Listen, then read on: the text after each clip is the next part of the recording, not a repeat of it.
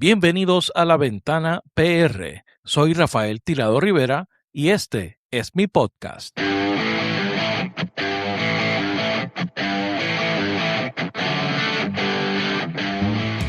El Carso es uno de los ecosistemas más importantes de Puerto Rico.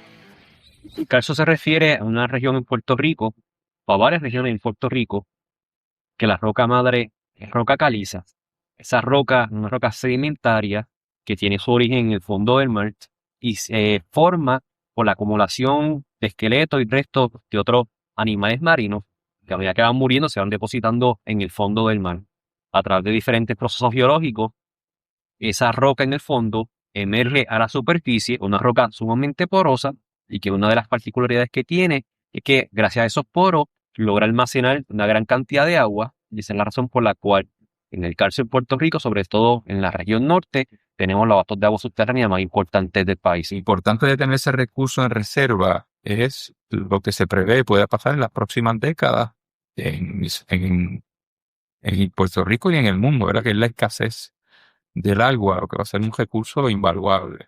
Tan es así que el gobernador Pedro Rosselló firmó la Ley 292 de agosto del 1999. Tras 8 años de estudios, en el 1999 se creó la Ley 292 para la protección y conservación de la fisiografía cársica de Puerto Rico. En esa ley se pretendió establecer en qué medida los acuíferos y todos los recursos del Carso de esa zona podían ser utilizados para el desarrollo, pero sin explotarlos. Esta designación hoy peligra con el proyecto de la Cámara 1079 de la autoría de su presidente Johnny Méndez.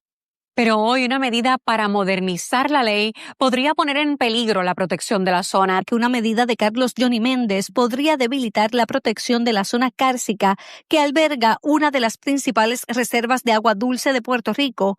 Esto al priorizar su aprovechamiento para el desarrollo económico, sustituyendo el concepto de conservación de sus recursos por la palabra aprovechar. Bienvenidos al episodio 55 de La Ventana PR. Esta semana mi invitado es Abel Vale, presidente de la Organización de Ciudadanos del Carso. Porque en aquel momento no había nada que protegiera el Carso, salvo una ley que había que protegía las cuevas. Se aprovecha al momento la agricultura, la ganadería en la región norte dependen de los pozos profundos del agua que sacan del Carso y más de 400,000 familias dependen del agua que se saca del Carso también. Hay 11 proyectos más propuestos estilo esencia, los cuales se están mercadeando en los Estados Unidos. ¿Por qué? Porque son viviendas de millones de dólares. ¿De dónde saldría la materia prima? Pues del Carso. Recuerda que La Ventana PR está en Substack. Únete a nuestra comunidad en laventanapr.substack.com. Si te suscribes a la membresía de pago podrás tener acceso a contenido exclusivo complementario al podcast. Suscríbete también a nuestro canal de YouTube. El video de esta entrevista ya está disponible. Los enlaces de Substack, YouTube y las demás redes sociales están disponibles en las notas de este episodio.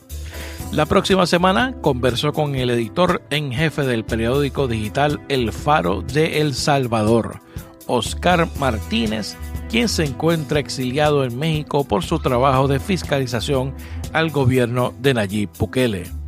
Suscríbete a La Ventana PR en donde quiera que escuches podcast y a nuestro blog en Substack.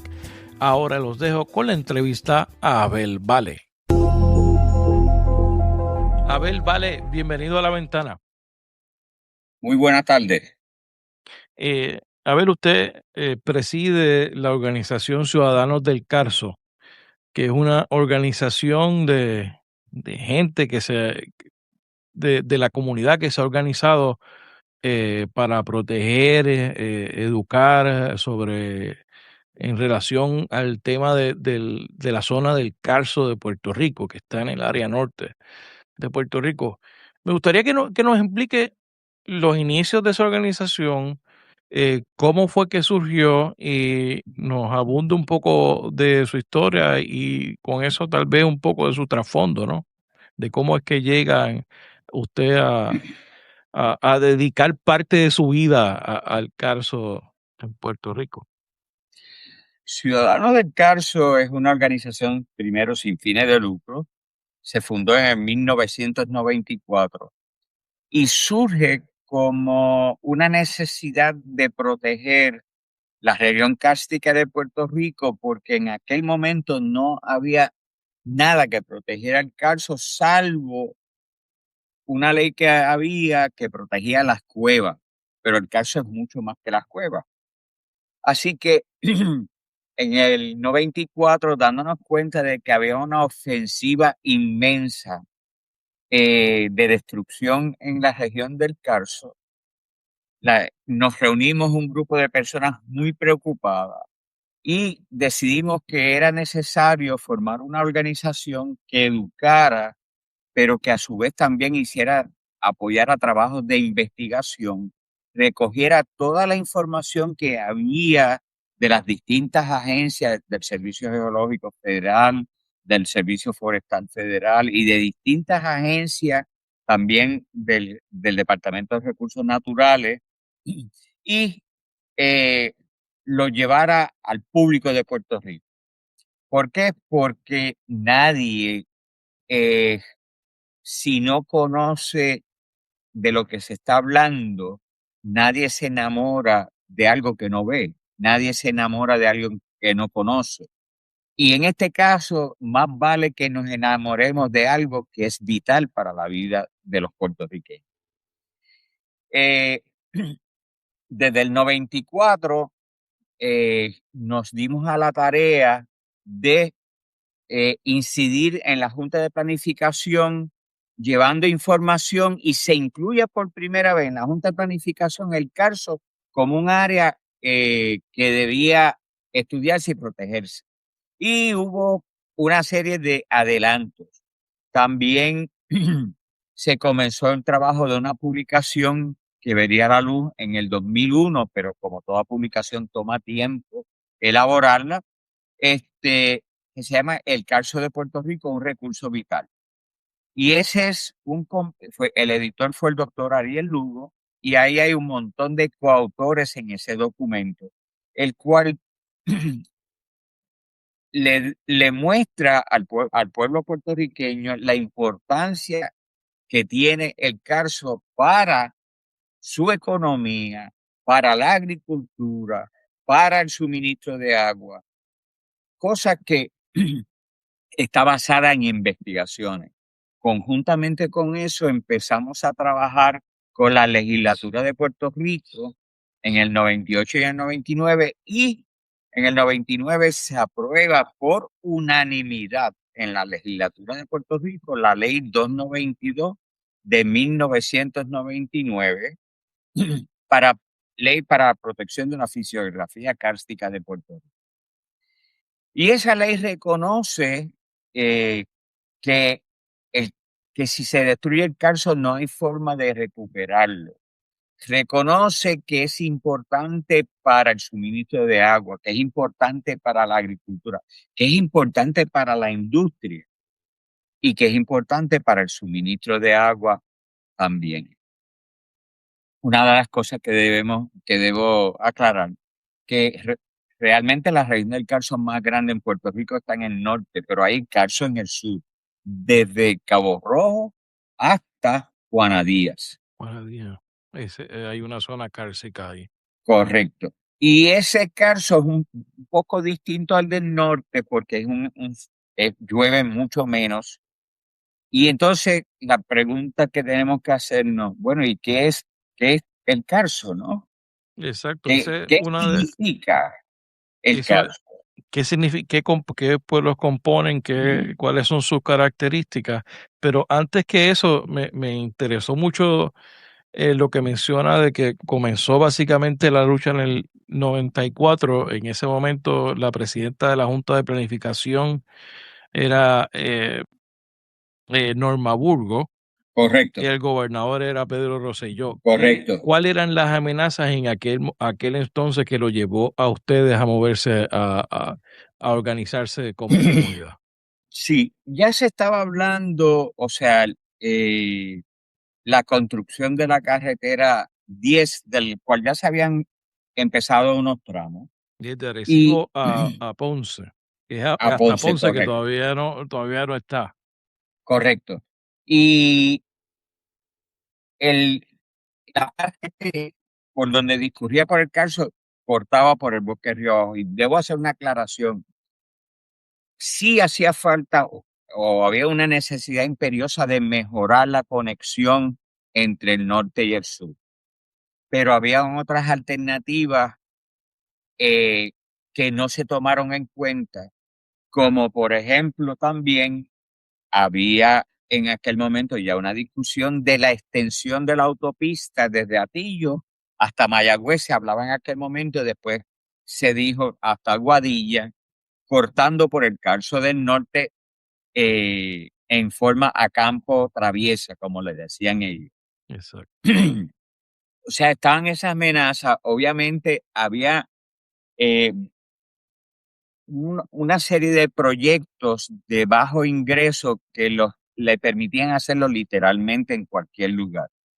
Esto, obviamente, pues como consecuencia iba a impactar ciertas regiones del Carso, áreas de recarga del acuífero. Y entonces hay unos conceptos que tenemos que tener claro de que el Carso tiene una relación directa con los acuíferos, pero en eso entramos un poco más tarde. Los proyectos, construcciones de centros comerciales a diestra y siniestra. Una de las cosas que nos preocupaba es que en en la propuesta de la carretera 22 hacia el oeste, hasta Guadilla, iban a haber un montón de salidas nuevas. ¿Qué pasa? Que casi siempre esas salidas nuevas, ¿quiénes saben de antemano por dónde va el proyecto y los impactos que va a tener? Los de la construcción. Los Entre ellos, desarrolladores. exacto.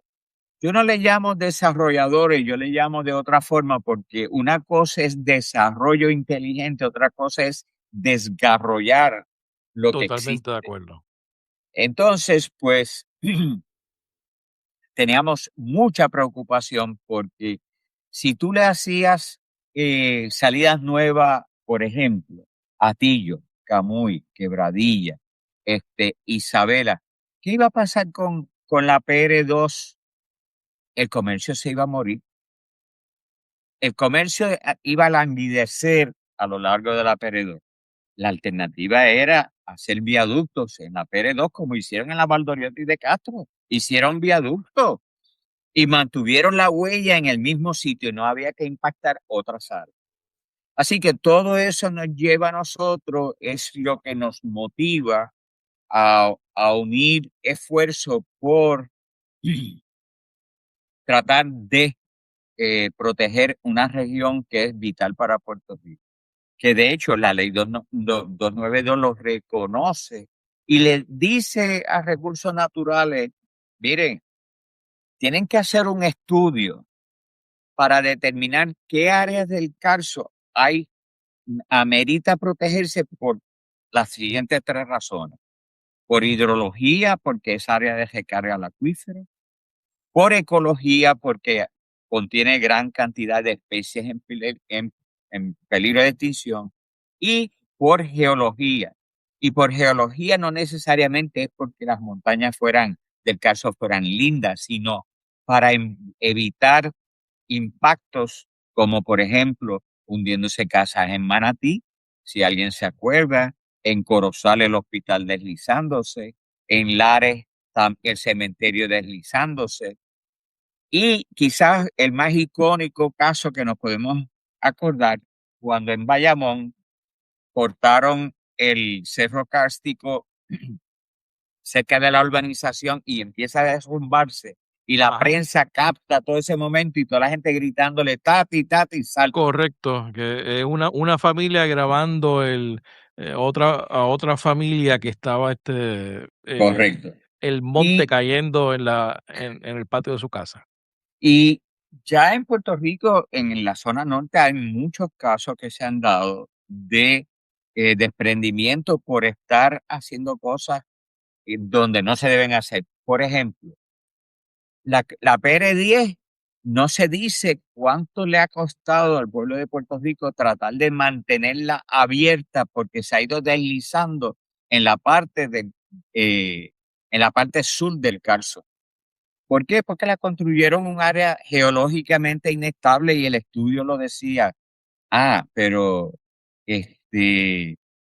Departamento de Transportación y Obras Públicas hizo un vídeo que decía desafiando a la naturaleza.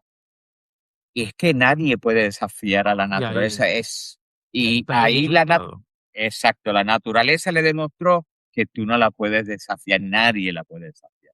Porque después de todo, nosotros somos parte de la naturaleza, no estamos por encima de ella. Y de hecho, dependemos de ella para como seres vivientes, poder obtener las cosas que necesitamos. Entonces, ya hemos hablado, le hemos ido dando vuelta, ¿verdad? Moldeando el asunto. Yo creo que me gustaría entrar ya en el tema del carso como tal. Ya. ¿Qué es el carso? ¿Cuáles son las características del carso del norte? ¿Por qué lo hace único? ¿Y por qué es tan importante para el país?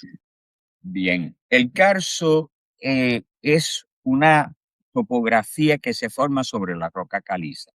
La roca caliza es una roca sedimentaria que se origina en los fondos del mar y no es otra cosa fascinantemente interesante que la primera roca que se forma a partir de que hay vida en el planeta y cierto tipo de vida. El tipo de vida que tiene huesos, que tiene caparazones, etcétera, que están compuestos de carbonato de calcio. Por eso a veces cuando uno está en la zona del Carso, ¿no?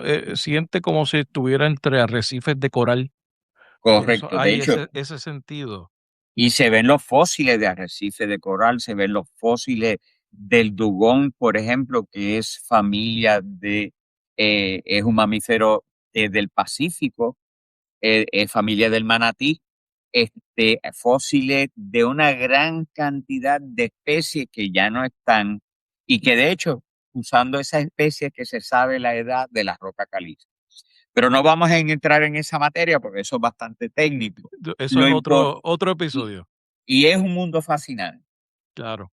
Pero la particularidad que tiene la roca caliza es que cuando llueve el agua de la lluvia obtiene dióxido de carbono, lo cual la hace ligeramente ácida. Y esa acidez va disolviendo la roca caliza y le va dando esa forma eventualmente a través de decenas de miles de años que parece como un cartón de huevos si pudiéramos usar esa expresión. Los picos serían los mogotes, que llamamos mogotes aquí en Puerto Rico, y la parte de abajo los sumideros. Obviamente se llama de distintas formas en distintos países, pero el carso, si yo le enseñara una foto del carso de Oaxaca en México o de Vietnam o Laos, que son regiones tropicales similares a Puerto Rico, o de República Dominicana, o de cualquier otra área que haya eh, en la misma región que estamos nosotros y que es muy húmeda, usted no podría descifrar si está en Puerto Rico o en qué país está, porque No sabe li- discernir es cuál es. literalmente idéntico. Claro, lo puede discernir si hay otras cosas que un boricua hablando cerca y uno dice, eso es en Puerto Rico, Claro. obviamente. Pero, y entonces, esa particular, ¿qué es lo que hace, le da esa forma? Es la disolución de la roca caliza, le va dando esa forma.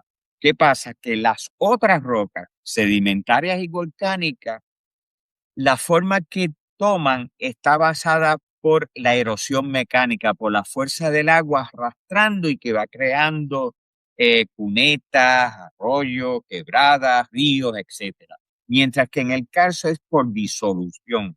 Es una forma de desgastar la roca, pero distinta, no por fuerza mecánica, sino por el proceso de disolución. Y ese mismo proceso de disolución es lo que permite crear debajo de ella grandes cavidades que llamamos los acuíferos que se llenan de agua y que son importantísimos. Así que esa particularidad es la que la hace bien distinta al resto de la fisiografía en Puerto Rico. Y no por eso quiere decir que el resto no es importante. Todo lo que tenemos en Puerto Rico es importante y debemos usarlo juiciosamente y debemos usarlo basado en información científica, no por presiones económicas de algunos sectores. Entonces, ahora hay otra amenaza a ese ecosistema. Yo sé que en las pasadas décadas eh, se ha sacado agua, por ejemplo, de Utuado, que empieza en Utuado para traerla al área metropolitana, que es lo que es el superacueducto del norte. El Carso es parte también, la zona cárcica es también parte de ese sistema, porque que crea los acuíferos que van hacia la zona metropolitana. Correcto. Para darte una idea, obviamente el superacueducto tiene una charca de retención cerca del río Grande de Arecibo. Y esa parte donde está la charca de retención, cuando los niveles del río Grande de Arecibo bajan, recibe agua del acuífero llano del Carso. O sea, ¿por qué? El Carso tiene montones de manantiales hacia los ríos y hacia la costa. Por eso es que los manatí, tú los ves cerca de la costa buscando ¿qué? Agua dulce, que sale de la región de la Roca Caliza, tienen esos manantiales ahí, ¿no? Así que el superacueducto definitivamente se nutre también de agua de la región del Carso y de hecho, cuando uno toma el cañón del río Arecibo, hay montones de manantiales a ambos lados que vierten agua hacia el río Grande de Arecibo. Y ahora con, con amenazas de sequía extrema que se están planteando en los próximos semanas, tal vez meses, los problemas que estamos teniendo en el suministro de agua potable para la zona metropolitana, producto de los problemas de infraestructura de la Autoridad de Energía Eléctrica, hay una nueva propuesta que es el proyecto de la Cámara 1079 que pone en peligro nuevamente ese ecosistema eh, tan importante para el país y los recursos en Puerto Rico. ¿Qué es lo que busca ese proyecto de la Cámara? ¿De quién es el autor? ¿Y qué es lo que hay detrás del proyecto? El autor del proyecto PC 1079 es el presidente de la Cámara, Johnny Méndez. Y ellos plantean de dos cosas básicamente, que hay que pasar de conservar a aprovechar y tomando en cuenta que no se puede vulnerar el derecho de la propiedad privada.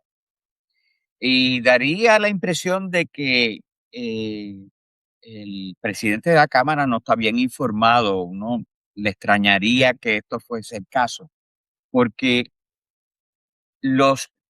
él no está consciente de que la industria farmacéutica que está entre Manatí y Arecibo está ahí porque están usando agua del Carso, porque tienen pozos profundos sacando agua del acuífero artesiano.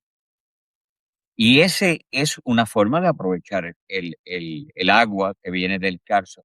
Pero además, no debe olvidarse de que eso en promedio son empleos bien pagos. No son empleos de portero en un hotel o trabajando en un fast food, como diríamos. No, estos son empleos bien pagos. ¿Y qué vamos a hacer? Vamos a aprovechar ahora el Carso permitiendo cosas en las áreas de recarga que pongan en peligro estas industrias. Pero no tan solo eso. Se aprovecha al momento la agricultura, la ganadería en la región norte, de hasta Tillo y hasta Manatí dependen de los pozos profundos del agua que sacan del Carso también. Y más de 400.000 familias dependen del agua que se saca del Carso también. Así que sí se está aprovechando. Lo que pasa es que tienen una confusión porque en la Constitución dice hay que conservar los recursos naturales y su mejor aprovechamiento. Pero usted solamente puede aprovechar lo que conserva. Si usted destruye lo que conserva, no lo puede aprovechar. Y esto es lo que parece que no entienden de ninguna forma. Lo otro es el concepto, y lo que yo planteo no me lo estoy sacando de la manga. Un estudio de recursos naturales que fue el que lo obligó a hacer la ley 292 y le tomó 8 años, dicho estudio, determinó qué áreas eran importantes para la recarga del acuífero. Porque decía que había que hacer un estudio hidrológico, ecológico para las especies que están en peligro de extinción, que de hecho vale la pena mencionar que en el Carso, tanto del norte y del sur, hay montones de especies en peligro de extinción. Por ejemplo, la cotorra de Puerto Rico, el aviario que más cotorra produce en Puerto Rico, se encuentra en el Carso, en el bosque de Río Abajo. Ese aviario le envía cotorras al yunque, porque el yunque apenas produce. Y le envía ahora al área de liberación nueva en Maricao.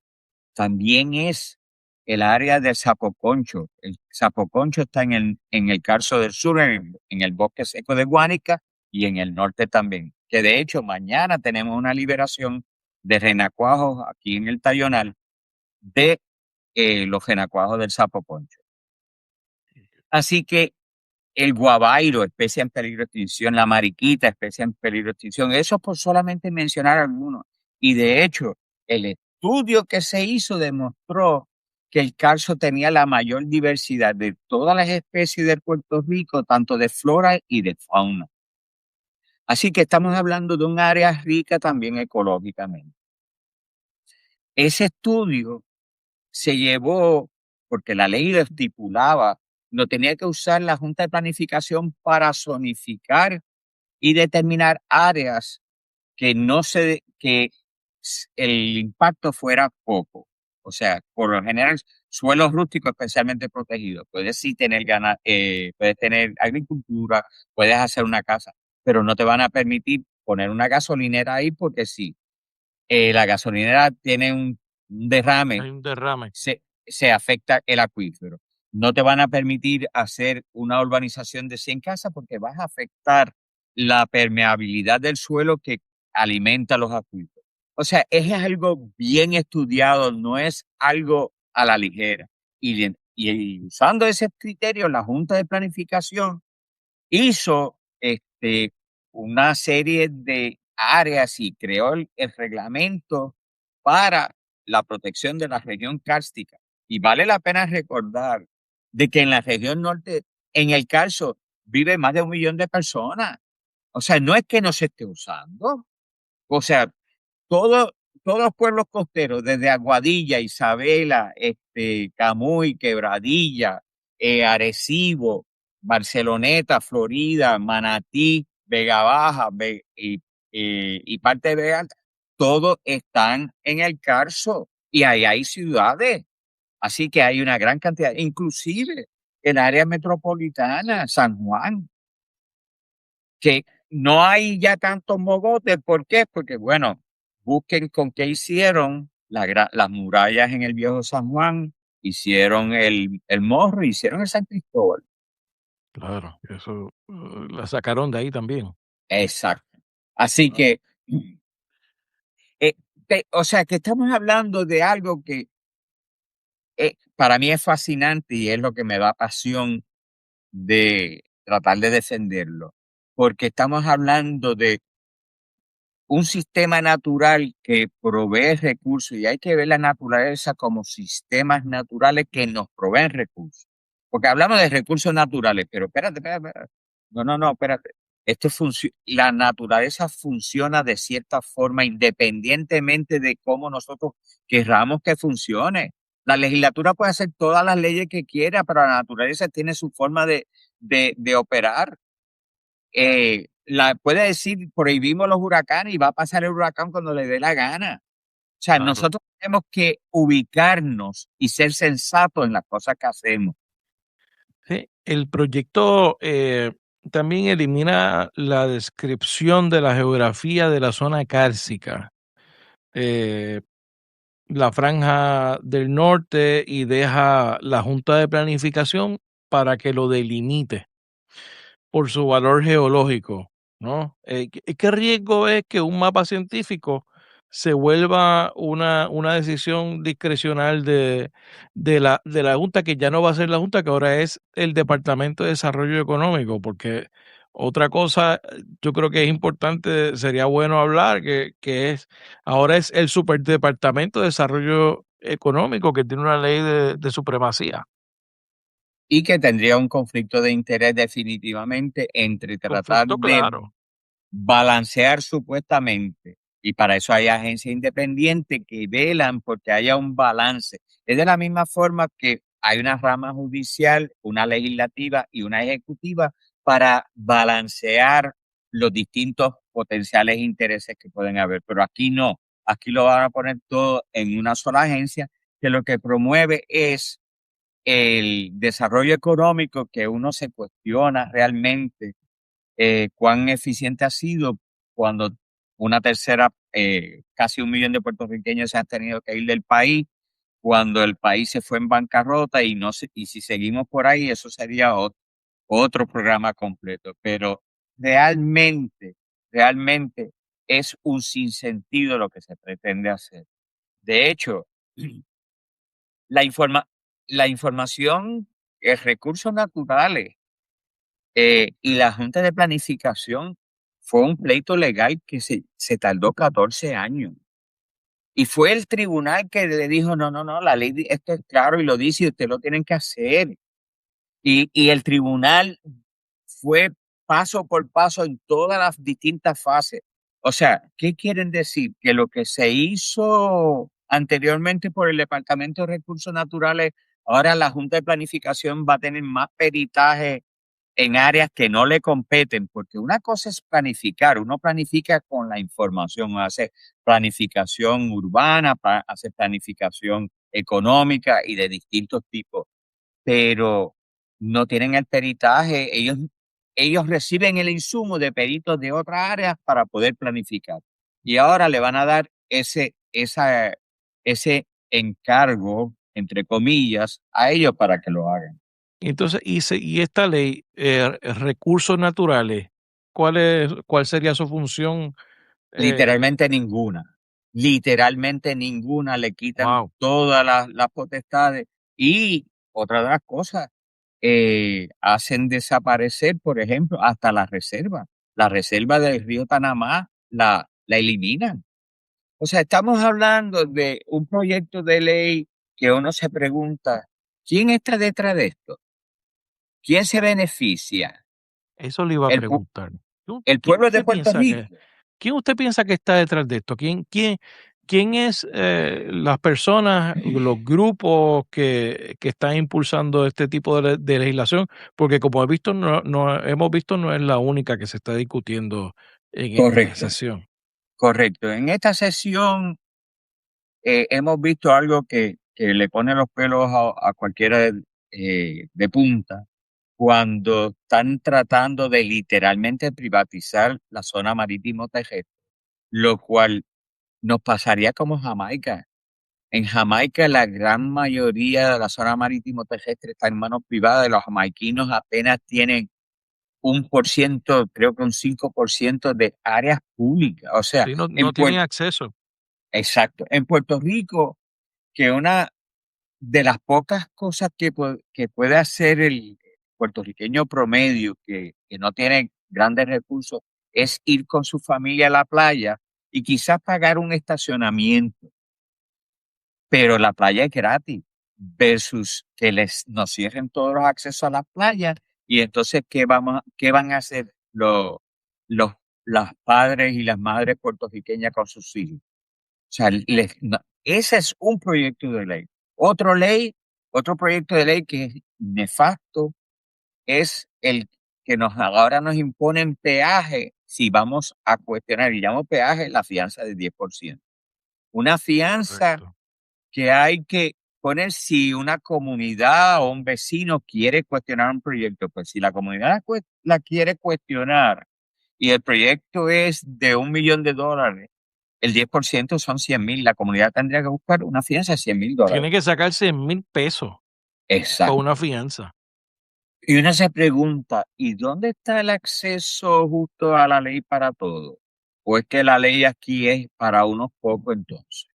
Porque habría que hacerse esa pregunta. Si usted le está privando las oportunidades a las personas y a las comunidades de pedir justicia, imponiendo una fianza, o sea, esto es inaudito y se impone una fianza tradicionalmente a alguien que viola la ley y si la puede pagar, la paga y se mantiene en la libre comunidad. Si no, pues lo encierran mientras hay un juicio. Pero aquí no nos dan ninguna oportunidad, absolutamente ninguna. Y esto tiene que preocuparnos de cara a varios proyectos que vienen. Y si uno pone todos esos proyectos que están en el tintero junto con la ley de permisos, que es está ante la Cámara y el Senado, en la Cámara es la P de la C 1213 y en el Senado es la P de la S 1183, de casi 900 páginas, para los cuales no han dado vistas públicas. O sea, el pueblo de Puerto Rico no tiene derecho a expresarse sobre algo que tiene que ver con el futuro de la vida de todos los puertorriqueños. Y aquí entonces se está legislando para unos pocos.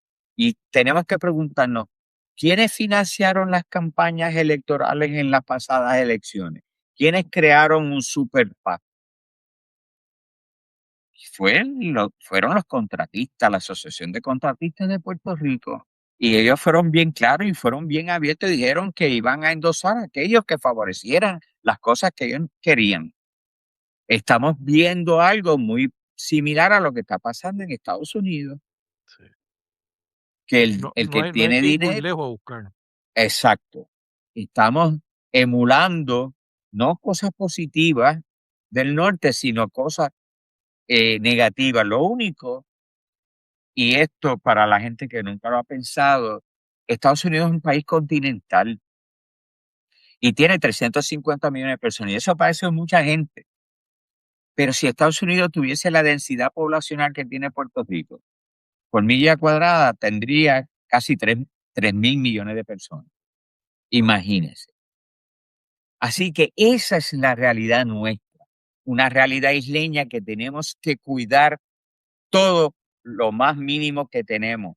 Y no estamos en contra de que haya progreso, pero que haya progreso para todos y no para unos pocos.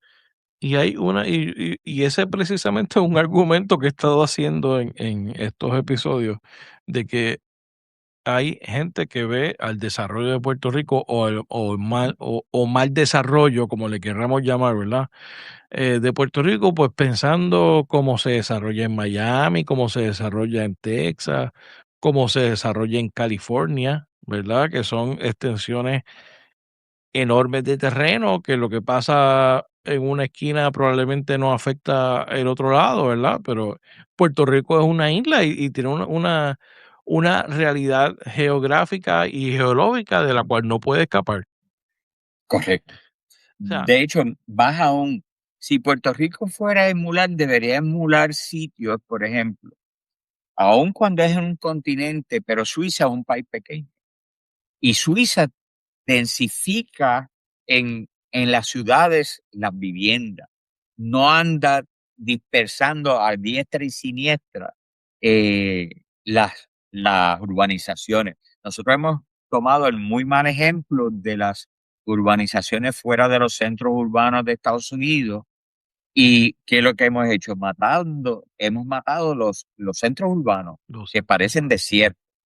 Y podríamos tener una vida rica en las ciudades si se hubiese pensado de otra forma y no se hubiese permitido. Más aún, estamos jugando no tan solo con el agua, que nos preocupa mucho con lo de los acuíferos, pero con la agricultura. Puerto Rico, no, porque toda la comida viene del norte. Sí, pero cuando al norte se le ponga difícil las cosas, ¿ellos van a pensar en nosotros? No, ellos van a pensar en ellos. Y nosotros tenemos que pensar en nosotros. Tenemos que pensar en qué es lo que le vamos a legar y le vamos a dejar a la gente joven de este país para el futuro. Y eso es lo que no estamos viendo que juiciosamente están haciendo en la legislatura de Puerto Rico. Al revés, da la impresión de que andan con mucho apuro por pasar leyes para, antes de que termine el cuatrenio, por si no los vuelven a elegir. Y desafortunadamente, esto no me lo invento yo, lo dice la historia, la corrupción en este país ha sido de espanto. Terrible la experiencia con la corrupción. Y eso, a veces, escuchando todas las cosas que están pasando, uno pensaría que es eso, como que estamos, puede ser que nos regresemos, o gente que piensa como nosotros no regresen, entonces ahora esos grupos están empujando estos proyectos. ¿Qué tipos, si vamos a pensar de que se apruebe este proyecto, ¿a qué tipo de proyectos de desarrollo se estaría abriendo en el CARSO? ¿Qué, qué, qué, Ah, qué, cuáles son los intereses? ¿Qué proyecto suena? Viabilizaría hacer la PR22 sin mayor problema. Viabilizaría una cantidad grande de canteras. Y las canteras tienen una relación directa con cuánta construcción de carreteras hay y cuánta construcción de edificios, etcétera, hay, ¿no? Por ejemplo, algo que no se está diciendo públicamente, aparte del proyecto de Esencia, que es un megaproyecto en Cabo Rojo, hay 11 proyectos más propuestos estilo Esencia, los cuales se están mercadeando en los Estados Unidos. ¿Por qué? Porque son viviendas de millones de dólares. No son para los puertorriqueños. ¿De dónde saldría la materia prima? Pues del CARSO. Como Esencia pretende hacer un proyecto donde no hay agua, con campo de golf y todo lo demás, prometiendo de que sí. Pero sí, mira, ese cuento de la promesa de que va a haber agua, de que la vamos a conseguir, eso dijeron del superacueducto.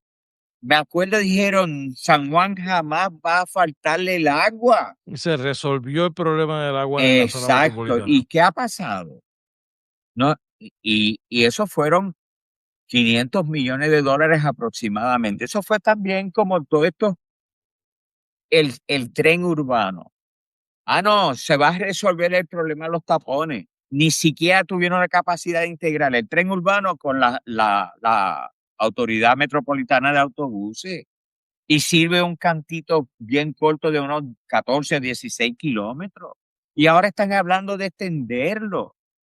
Claro, me imagino que estarán buscando fondos federales porque un país quebrado no tiene el dinero para hacer otro megaproyecto como ese.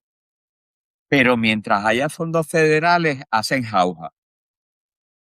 Wow. Y yo me imagino que eh, lo que usted plantea sobre lo que puede pasar en el futuro no está muy lejos, ¿verdad? En términos del acceso al agua. Esta semana estaba escuchando al alcalde de Coamo quejándose de que conectaron una urbanización nueva en el área de Santa Isabel a una conexión de una comunidad en Coamo que tiene problemas de suministro, que tiene problemas de presión y que tiene problemas a veces de falta de acceso al agua. O sea, ya no hay que pensar que ir más allá en el futuro para ver lo que está pasando. Y como hablamos ahorita, el problema que estamos teniendo hoy en la zona metropolitana, que se va a agravar definitivamente.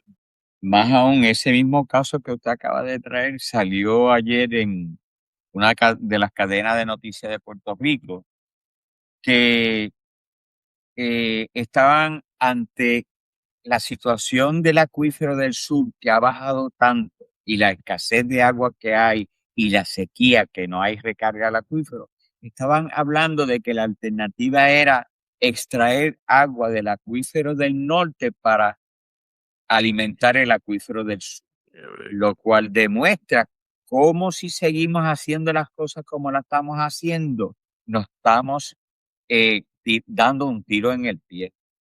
Ahora bien, todavía la PDC 1079 no se ha aprobado.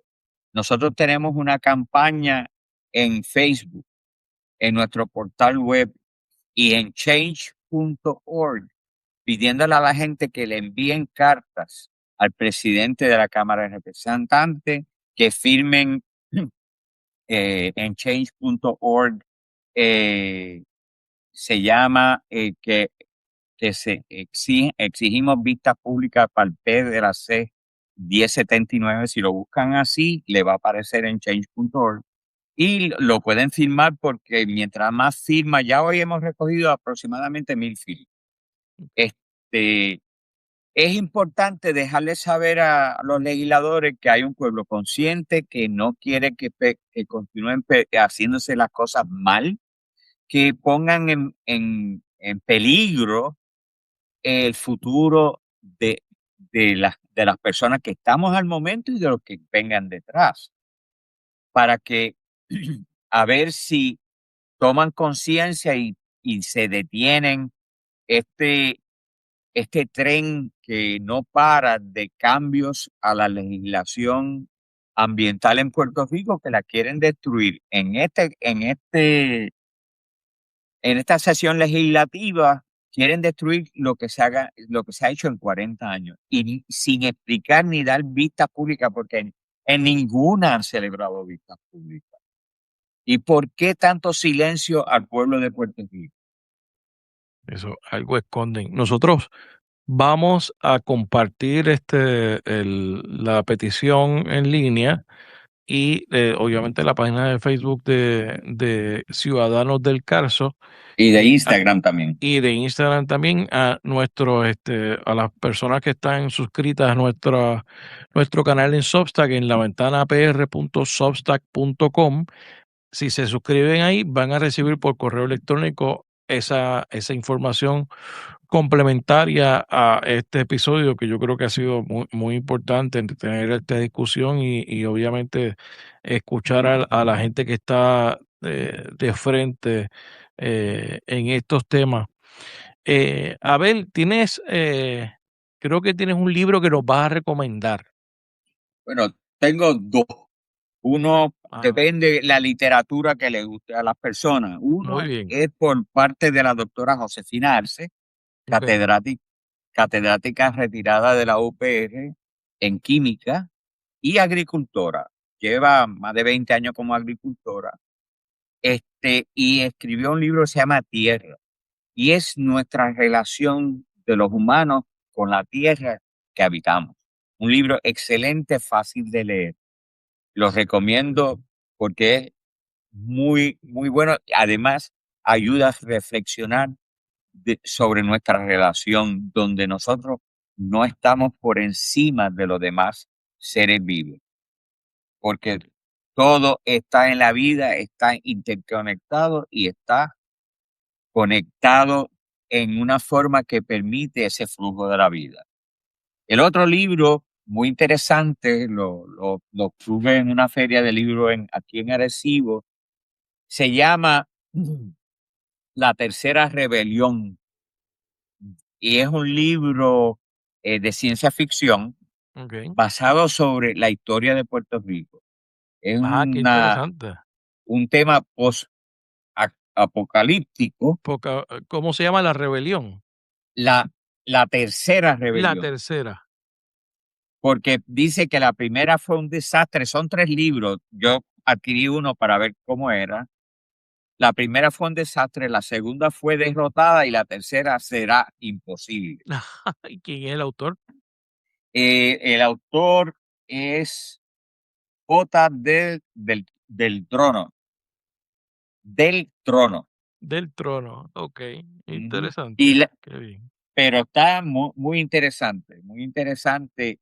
Realmente de noche, pues leo por lo menos un par de capítulos para orientarme cómo.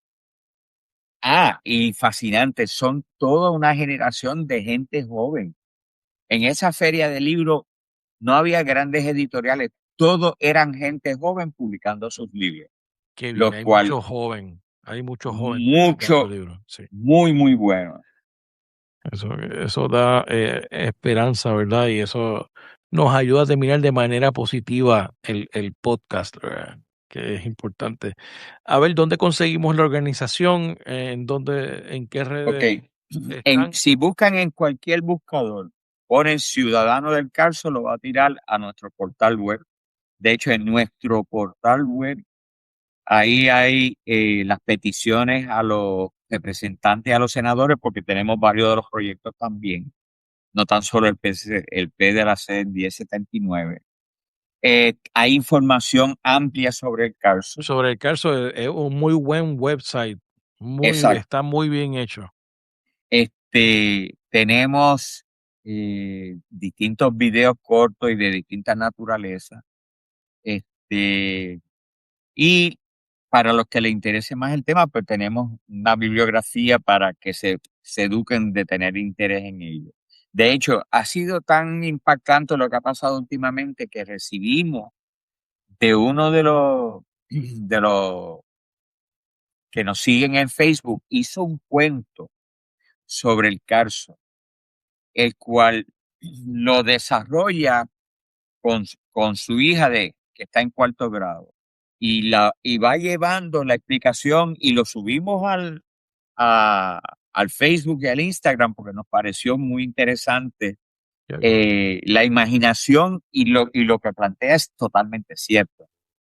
Qué bueno. Está en Instagram, en Facebook y obviamente el website. Entran en Correcto. Google y ahí está la organización Ciudadanos del Carso, que hace falta más organizaciones como esa en los diferentes De hecho, regiones y en los diferentes temas del De hecho, Carso. no hemos tenido, una de las cosas que nosotros hacemos es, por ejemplo, tenemos una estación de campo aquí en Arecibo que tiene 22 camas. Ahí vienen investigadores, estudiantes, etcétera, que hacen estudios sobre flora y fauna de Puerto Rico en distintas cosas, inclusive vienen de afuera y están estudiando, por ejemplo, los virus que se transmiten a través del aire, cosa que es muy importante hoy en día ante el cambio climático, como los virus Importantísimo. están. Y tenemos un proyecto bien grande, ese sí que es bien grande, en el Centro de Pueblo Arecibo, que es el Instituto del Carso de Puerto Rico y el Caribe, y en el primer piso va a tener el Museo de Historia Natural de Puerto Rico y el Caribe. Excelente, excelente. Así que mi invitación es que se pasen por el website que está, como les dije, que está muy profesional, muy bien organizado y tiene toda la información de la organización. A ver, ¿algo que quieras añadir? Bueno, pedirle a todos ser conscientes que residen en esta isla, que busquen información.